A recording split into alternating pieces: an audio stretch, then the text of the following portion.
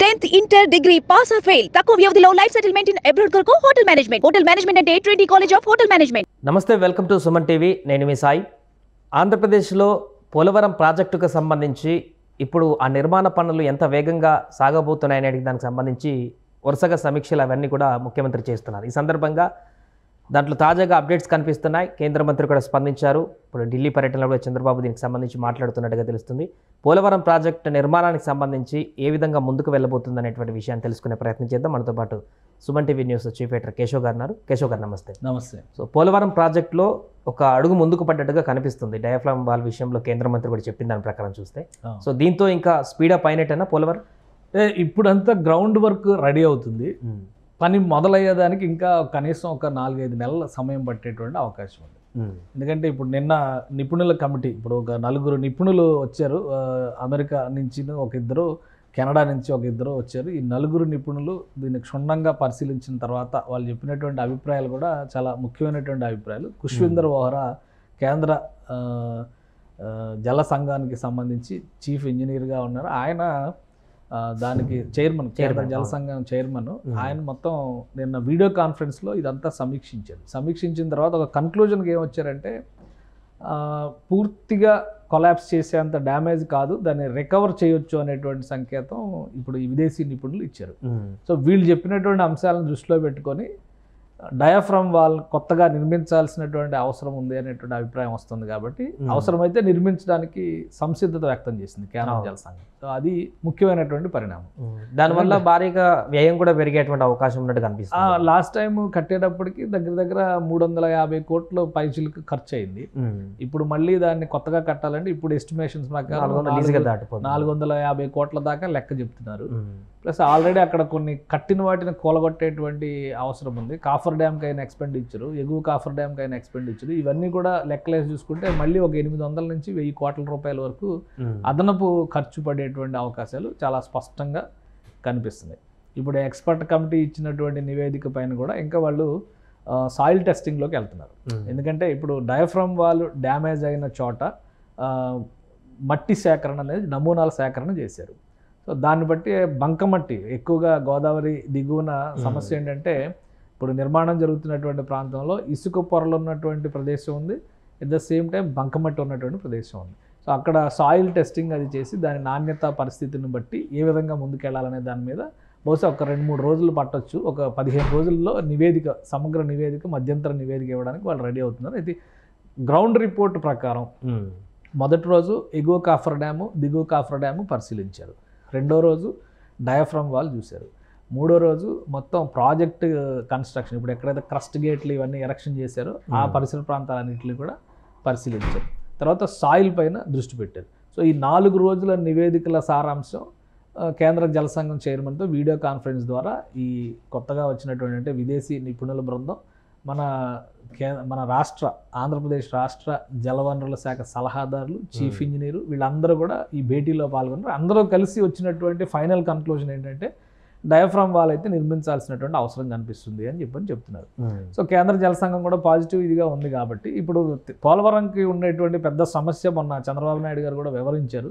పెద్ద సమస్య ఏంటంటే, అది ఇప్పుడంతా కూడా వరద గోదావరిని మనం చూస్తాం. పెద్ద ఎత్తున వరదలు వస్తున్నాయి గోదావరికి. సో ఈ వరదలు తగ్గాలి అంటే కనుక నవంబర్-డిసెంబర్ వరకు వెయిట్ చేస్తాం.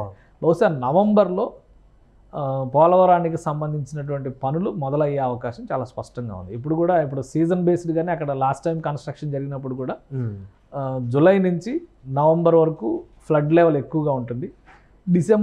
నవంబర్ ఎండింగ్ కల్లా కొంత డ్రై ఏరియాస్ వచ్చిన తర్వాత పనులు మొదలు పెట్టేవాళ్ళు.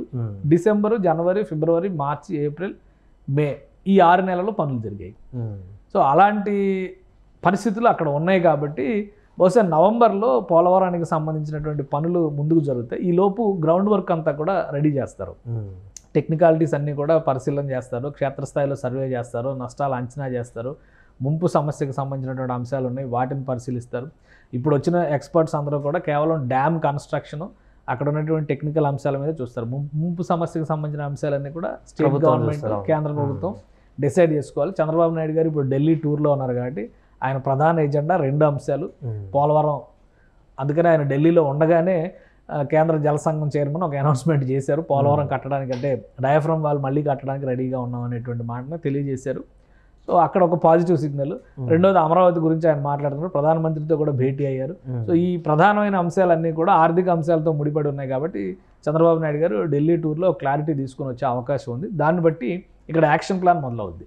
సో ఫైనల్గా ఈ గ్రౌండ్ వర్క్, ఈ ప్రిపరేషన్ ఇవన్నీ రెడీ చేసుకోవడానికి ఈ 4-5 నెలల సమయం సరిపోతుంది కాబట్టి నవంబర్లో పనులు ప్రారంభించడానికి కావాల్సిన ప్రణాళికని ఆంధ్రప్రదేశ్ జలవనరుల శాఖ సిద్ధం చేసే అవకాశం అయితే స్పష్టంగా. ఇప్పుడు ఈరోజు ప్రధానితో భేటీ అయినటువంటి సందర్భంలో చంద్రబాబు గారు, సో ఈ భేటీలో పోలవరానికి సంబంధించినటువంటి విషయం కూడా చర్చకు వచ్చినట్టు అనుకోవచ్చు. అంటే నిధులు ఎక్కువగా ఖర్చు అయ్యేటువంటి అవకాశం ఉంది కాబట్టి ఇప్పుడు దాని విషయాన్ని కూడా ప్రధానికి చెప్పి, పోలవరంతో పాటు ఆంధ్రప్రదేశ్కి సంబంధించినటువంటి కీలక సమస్యలు అలానే విభజన సమస్యలు, ఎందుకంటే విభజన సమస్యల పైన 6వ తేదీన AP CM Telangana CM meeting అవుతున్నారు. సో ఇప్పుడు ప్రధానమంత్రిని నరేంద్ర మోడీ గారిని చంద్రబాబు నాయుడు గారు కలిసి వచ్చారు. రేవంత్ రెడ్డి గారు కూడా అపాయింట్మెంట్ అది తీసుకుంటున్నారు, ఆయన కూడా కలుస్తున్నారు. సో విభజన సమస్యల పరిష్కారంలో ఇరు రాష్ట్రాల సీఎంల మధ్య సమన్వయం అవసరం. ఆల్రెడీ తెలంగాణ గవర్నర్ ఒక మీడియేషన్ చేశారు చంద్రబాబు నాయుడు గారితో. సో వీటన్నిటి సారాంశం ఏంటంటే కేంద్ర ప్రభుత్వం డైరెక్షన్స్లో 2 రాష్ట్రాలకు సంబంధించి 10 ఏళ్ళు పూర్తయిన సందర్భంలో విభజన సమస్యల పరిష్కారం పైన ఫోకస్ పెట్టే అవకాశం ఉంది. ఆంధ్రప్రదేశ్కి ఇమీడియట్ రిలీఫ్ కావాల్సినటువంటి అంశాలు ఏంటంటే ఇప్పటికిప్పుడు పని మొదలు పెడితే పని చేయడానికి కంప్లీట్ చేయడానికి 2-3 ఏళ్లలో కంప్లీట్ చేయడానికి అవకాశం ఉండేటువంటి అంశాలు అమరావతి రాజధాని నిర్మాణానికి సంబంధించి కానీ, పోలవరానికి సంబంధించి కానీ, అలానే వెనుకబడిన ప్రాంతాలకు సంబంధించినటువంటి అంశం. మూడోది ఏంటంటే మ్యాచింగ్ గ్రాంట్లు, అంటే కేంద్ర ప్రభుత్వ పథకాలకు సంబంధించి మ్యాచింగ్ గ్రాంట్ల విషయంలో గత ప్రభుత్వం కొంత ఉదాసీనంగా వ్యవహరించింది. అంటే ఉదాహరణకు 10 కోట్లు ఖర్చు అయ్యే ప్రాజెక్టు ఉంటే రాష్ట్ర ప్రభుత్వం 1 కోటి రూపాయలు ఇస్తే 9 కోట్లు కేంద్ర ప్రభుత్వం ఇస్తుంది. రాష్ట్ర ప్రభుత్వం ఈ 1 కోటి రూపాయలు ఇచ్చేందుకు కూడా ఆసక్తి చూపించలేదు అనేటువంటి ఉద్దేశంతో చాలా వరకు ఫండ్స్ మురిగిపోయినాయి. అమరావతి స్మార్ట్ సిటీ కింద 1000 కోట్ల ఫండ్ పెట్టింది కూడా రాష్ట్ర ప్రభుత్వం ఆసక్తి చూపించకపోవడంతో మురిగిపోయింది. సో ఇట్లాంటి సమస్యలు చాలా ఉన్నాయి. వాటి గురించి ఆర్థికపరమైనటువంటి అంశాలను దృష్టిలో పెట్టుకుని చంద్రబాబు నాయుడు గారు దాదాపు 45 నిమిషాలు మాట్లాడారు. దాని తర్వాత ఇప్పుడు కేంద్ర హోంశాఖ మంత్రి, జలవనరుల శాఖ మంత్రి, అలానే ఆర్థిక శాఖ మంత్రి వరుసగా వీళ్ళందరితో, రోడ్డు రవాణా శాఖ మంత్రి, ఉపరితల రవాణా శాఖ మంత్రి, వీళ్ళందరితో వరుస భేటీలు షెడ్యూల్ చేశారు. ఒక 2 రోజుల పాటు ఈ షెడ్యూల్సే జరుగుతాయి. అమరావతికి సంబంధించి ఉపరితల రవాణా శాఖ మంత్రితో ఎందుకు టాప్ ప్రయారిటీ తీసుకున్నారంటే అమరావతికి సంబంధించి ప్రధానమైనటువంటి అంశం రహదారుల నిర్మాణం. రహదారుల నిర్మాణానికి సంబంధించి 2 ఐకానిక్ బ్రిడ్జెస్ని కేంద్ర ఉపరితల రవాణా శాఖ జాతీయ రహదారుల్లో భాగంగా శాంక్షన్ చేయడానికి గతంలోనే సుముఖత వ్యక్తం చేసింది. తర్వాత అమరావతి ఔటర్ రింగ్ రోడ్డుకి సంబంధించినటువంటి ప్రణాళికకు కూడా ఆమోదం తెలిపింది.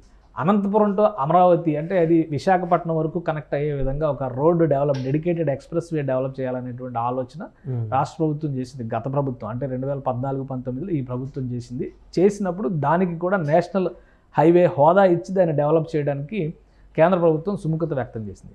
అయితే జగన్మోహన్ రెడ్డి ప్రభుత్వం వచ్చిన తర్వాత చేసిన పని ఏంటంటే ఆ అలైన్మెంట్లు మార్చారు. సో అక్కడ పెండింగ్లో పడింది అది. సో ఈ అంశం ఒకటి. ఇంకొకటి అమరావతి నుంచి అంటే విజయవాడ, అమరావతి ఈ రెండింటిని పాయింట్గా చేసుకుని బెంగళూరుకి ఒక ఎక్స్ప్రెస్ వేని సెంట్రల్ గవర్నమెంట్ శాంక్షన్ చేసింది. సో అనేక రకాల రహదారుల నిర్మాణం ఉపరితల రవాణా శాఖతో ముడిపడి ఉంది. ఆ వీటితో పాటు సీడ్ యాక్సిస్ రోడ్ని నేషనల్ హైవే కనెక్ట్ చేసే విధంగా, నేషనల్ హైవే 45కి కనెక్ట్ చేసే విధంగా ఒక ప్రణాళికని గతంలోనే రాష్ట్ర ప్రభుత్వం ఆమోదింపజేసుకుంది. సో దానికి సంబంధించినటువంటి క్లియరెన్స్ కూడా ఇప్పుడు అంటే దీన్ని బట్టి చూస్తే ఏంటంటే ఈ రహదారులన్నింటికి కూడా కనీసం ఒక 2-3 వేల కోట్ల రూపాయలకు సంబంధించినటువంటి ప్రాజెక్టులు ఉపరితల రవాణా శాఖ పరిధిలో ఉన్నాయి. అందుకనే దానికి ఎక్కువ ప్రాధాన్యం ఇస్తున్నారు. ఇమీడియట్గా సీడ్ యాక్సిస్ రోడ్డుకు సంబంధించినటువంటి నిర్మాణాలపైన ఏపీ ప్రభుత్వం కూడా ఫోకస్ పెడుతుంది. సో ఈ అన్ని అంశాలని కూడా చంద్రబాబు నాయుడు గారు కేంద్రం దృష్టికి తీసుకెళ్లే అవకాశం ఉంది. అక్కడి నుంచి వచ్చేటువంటి సమర్థతను బట్టి మద్దతును బట్టి ఆయన ఇక్కడ నిర్ణయాలు అమలు చేయడానికి అవకాశం ఉంటుంది. ఇంకోటి ఫుల్ టైం బడ్జెట్ కేంద్ర ప్రభుత్వం రేపు ప్రవేశపెట్టబోతుంది పార్లమెంట్లో. సో ఫుల్ బడ్జెట్లో కేటాయింపులు కనుక అధికారికంగా జరిగితే ఆ నిధులు ఖచ్చితంగా రాబట్టుకునేటువంటి అవకాశం ఆంధ్రప్రదేశ్ ప్రభుత్వానికి ఉంటుంది. ఎందుకంటే జనరల్గా బడ్జెట్ ఎలా రిలీజ్ చేస్తారంటే ప్రతి త్రైమాసికానికి వర్క్ పొజిషన్స్ని బట్టి వీళ్ళు దానికి సంబంధించి యూటిలైజేషన్ సర్టిఫికేట్స్ ప్రొడ్యూస్ చేయాలి. ఉదాహరణకు ఒక 100 కోట్లు కేటాయించారంటే అందులో ఫస్ట్ విడతగా ఒక 20 కోట్లు రిలీజ్ చేస్తే ఈ 20 కోట్లకి ఏ అంశాలు, ఏ పనికి 20 కోట్లు రిలీజ్ చేశారో ఆ పని ప్రోగ్రెస్ ఏంటి, ఎవరెవరికి పేమెంట్ అయ్యింది అనే దాని మీద యూటిలైజేషన్ సర్టిఫికేట్స్ ప్రొడ్యూస్ చేస్తే మళ్ళీ ఆ 100 కోట్లలో మిగిలిన భాగాన్ని మళ్ళీ ఇంకొక 20 కోట్లో 40 కోట్లో సెంట్రల్ గవర్నమెంట్ రిలీజ్ చేస్తుంది. ఇది విడతల వారీగా జరిగేటువంటి ప్రక్రియ. కాబట్టి సెంట్రల్ గవర్నమెంట్తో ఆ సమన్వయం లేకపోతే ₹1 కూడా రాదు. ఇక్కడ పని చేసి ప్రోగ్రెస్ రిపోర్ట్ సెంట్రల్ గవర్నమెంట్ సమర్పించకపోతే పోలవరం ప్రాజెక్ట్ అనే కానీ గతంలో డబ్బులు రాలేదు. సో ఇవన్నీ కూడా సమన్వయం చేసుకోవడం కోసమే చంద్రబాబు నాయుడు గారు ఢిల్లీలో కీలకమైన టూరు. బడ్జెట్లో కనుక ఈ కేటాయింపులన్నీ యాజ్ ఇట్ ఈస్గా పెడితే ఈ కేటాయింపులను దృష్టిలో పెట్టుకొని స్టేట్ బడ్జెట్లో రేపు స్టేట్ బడ్జెట్ కూడా మన ఓటాన్ అకౌంటే పెట్టారు కాబట్టి మళ్ళీ రాబోయే 9 నెలలు ఓటాన్ అకౌంట్ 3 నెలలకే పెడతారు. 9 నెలలకి మళ్ళీ ఫుల్ బడ్జెట్ ఇవ్వాల్సిన పరిస్థితి ఉంటుంది. కాబట్టి ఈ కేటాయింపులకు అనుగుణంగా రాష్ట్రంలో కూడా ఎలకేషన్స్ చేయడానికి ఫోకస్ పెట్టే అవకాశం ఉంది. సో ఈ పోలవరం చుట్టూ తిరుగుతున్నటువంటి కథ కేంద్రంలో ఆర్థిక అంశాలతో ముడిపడి ఉంది కాబట్టి రాష్ట్ర ప్రభుత్వం దాని మీద ఫోకస్ చేస్తుంది. టెక్నికల్గా దానికి అంటే ఇంకొక విషయం, ఎగువ కాఫర్ డ్యామ్ విషయంలో నాణ్యత విషయంలో ఎలాంటి లోపం లేదు అనేటువంటి సర్టిఫికేట్ ఇప్పుడు ఫారిన్ ఎక్స్పర్ట్స్ కమిటీ ఇచ్చేసింది.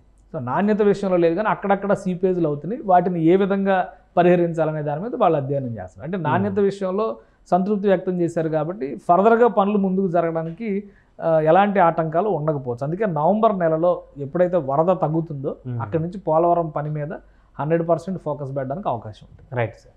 అది మొత్తానికి ప్రస్తుతం పోలవరానికి సంబంధించినటువంటి పనులన్నీ కూడా ఒక్కొక్కటిగా ముందడుగు పడుతున్నాయి. మరొక వైపు అటు ప్రధానితో చంద్రబాబు నాయుడు గారు కూడా భేటీ అవ్వడం, రాష్ట్రానికి రావాల్సినటువంటి నిధులపైన కూడా ప్రత్యేకంగా చర్చించడం అనేటివి కూడా ఆంధ్రప్రదేశ్లో రాబోయే రోజుల్లో అభివృద్ధి దిశగా ముందుకు వెళ్ళడానికి కీలక పరిణామంగా కనిపిస్తుంది. సుమన్ టీవీలో మీ పర్సనల్ అండ్ బిజినెస్ ప్రమోషన్స్ కోసం కింది నెంబర్కి కాంటాక్ట్ చేయండి.